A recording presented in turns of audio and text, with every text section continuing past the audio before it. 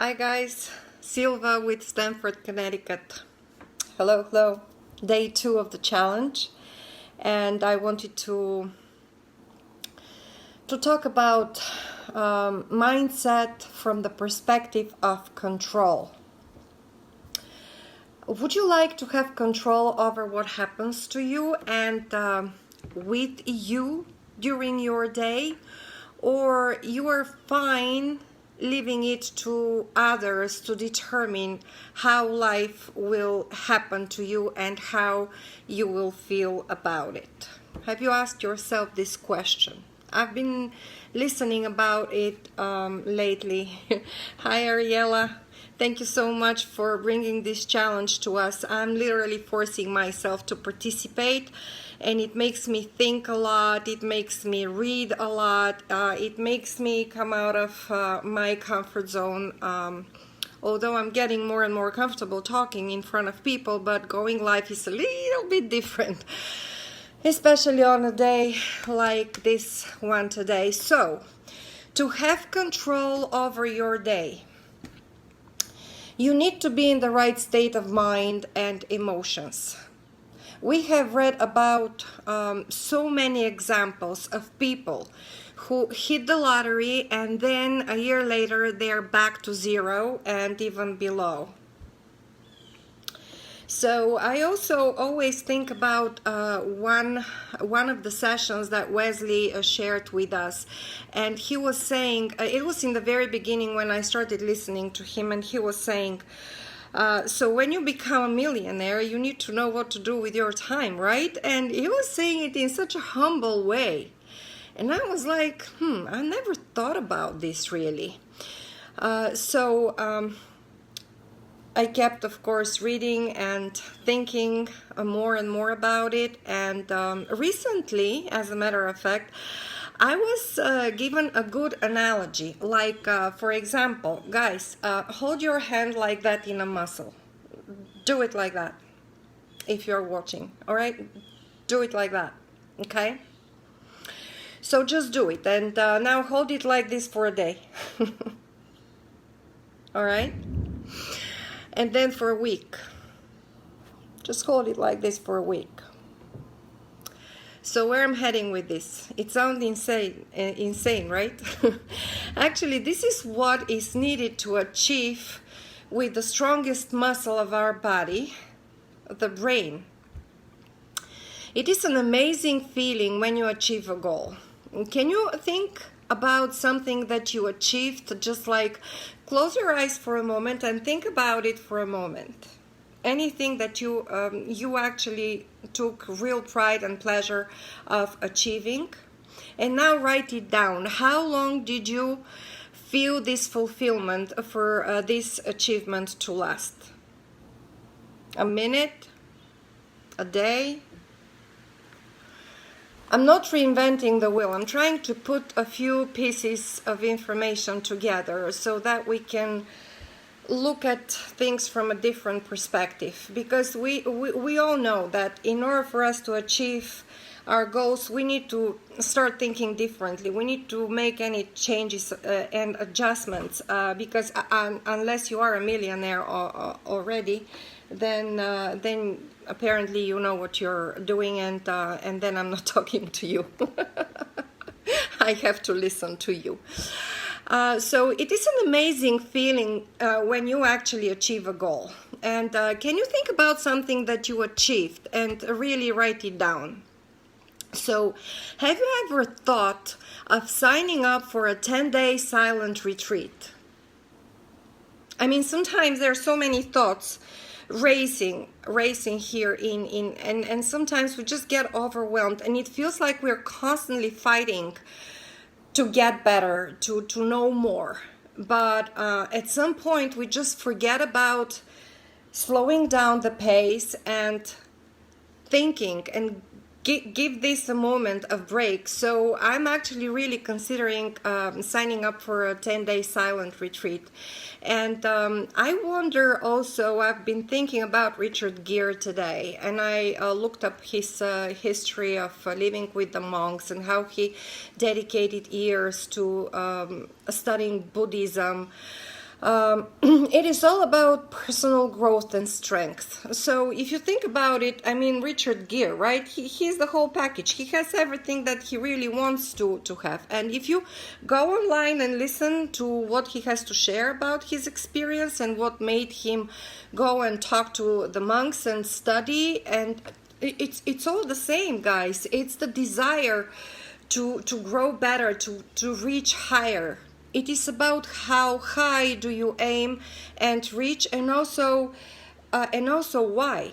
And also why. What do you do when they told you one of your best friends just left to be with the angels? Which actually just happened to me today. So what do you do when they told you that you are now to list $1 million house? You get ecstatic, right? So in one situation, you actually literally die physically, mentally, emotionally, and you cannot recoup. And with the other situation, it's the other end of the scale of emotions. You're like ecstatic. You're like, oh my God, what do I do now? You know, in either cases, you're out of balance. In either of the two cases, you are just absolutely out of balance. You are not prepared to handle. So this is one of the reasons that we meditate, as a matter of fact, because I mean, we need to declutter. We need to put some kind of order here. We need to learn how to control our emotions and our state of mind. So what else I wanted to share with you? Oh, what do you do when you see the car of your dreams in your glass door garage on the 48th floor of your highly escorted building? What are the thoughts that you have about it? And what do you feel about it? What kind of emotions does this trigger? And then you realize that the question is actually, how do you feel about it? It's not what do you do about it. It's like, how do you feel about it? How does it make you feel when you think about certain thought? It's all about your feelings, which trigger emotions, which trigger thoughts, and from there, the actions. So are you going to give up or keep fighting? I mean, something breaks, something's not working. Are you going to give up or you're going to keep fighting? Become creative, think of solutions. And speaking of creativity, I would like to thank again Georgette and also to thank Wesley for this idea about using thumbnails. And I actually, guys, I went and I revamped my entire YouTube channel. I put up the right thumbnails, and I took so much pleasure in doing it. I spent about an hour creating, thinking, putting things together. One leads to another, but you have to have the desire. You have to have the desire. So what else? When you so let's say what happen, how do you handle the situation when, let's say, one day you meet the love of your life, and you get this ring that they put on your finger, and then a year later you can't even stand them anymore. Again, another situation of going out of balance. So apparently your thoughts were not aligned with the right situations, and you actually achieved something that was obviously false. But how do you achieve something that actually is going to be true? That's the question. And how would you like to live your life? In pain, in misery, in anger, in constant suffer and struggle? Or you would like to become the best version of yourself? How do you feel when you feel lonely and abandoned? And how do you feel when something amazing happens to you? All these questions, guys, that I'm asking myself every day, and I have friends asking themselves every day.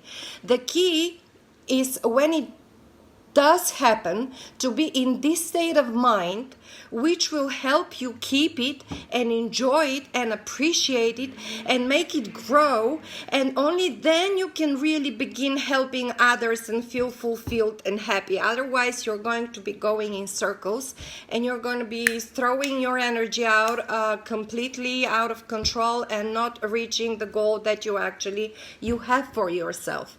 And guys, can you define happiness? Can you write it down? 7 things which, if happen to you, you will feel like you are in heaven. Had this happen to you like at least once? I'm asking of you to write down 7 things for yourself. Write it in a letter to yourself. And what does it mean really to be happy? I mean, if you would like, you can drop a line, share with me your thoughts. I'm curious to know of your answers. And what would you do if you have $1 million in your bank account tomorrow? Another question. What do you like about yourself the most? Can you write down 7 things about yourself that you love and you're grateful for? And I'm all up for Georgette's challenge. Have you followed her about writing down 10 things every day that you're grateful for? I mean, I'm asking for 7. If you'd like, you can write 10. But it has to be consistent and it has to be every day. And one more question for you, and I'll wrap it up. Will you let life happen to you? Or you will appreciate the opportunity of life happening for you? So thank you so much. I look forward to tomorrow and see what experience we are going to live together tomorrow. Much love from me, and have a good evening now. Bye.